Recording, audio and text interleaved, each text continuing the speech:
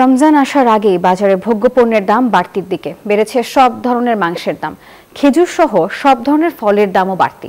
তবে স্থিতিশীল রয়েছে বেগুন ছাড়া অন্যান্য সব সবজির দাম। প্রতিনিধিদের পাঠানো তথ্য ছবিতে ডেস্ক রিপোর্টে দেখুন বিস্তারিত। রমজানের আর মাত্র কয়েক সপ্তাহ বাকি, এরই মধ্যে নিত্য প্রয়োজনীয় সব ধরনের পণ্যের দাম বেড়েছে।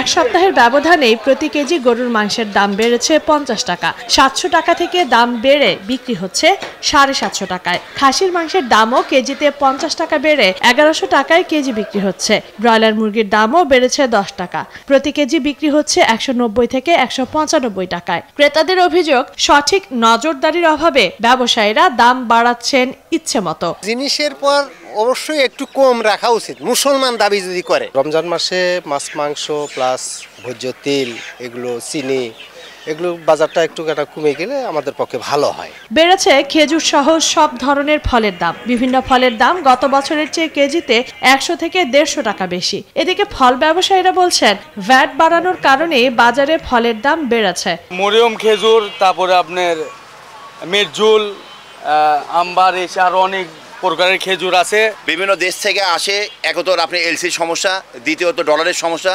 তৃতীয়ত এখানে বাংলাদেশে ফলগুলি এসে আপনি সরকারের ভ্যাট বেশি। বেগুনের দামও আকাশ ছোঁয়া, তবে অন্যান্য সবজির দাম স্থিতিশীল রয়েছে। রোজা সামনে রেখে পণ্যের দাম স্থিতিশীল রাখার দাবি সাধারণ মানুষের। Desk report, news 24।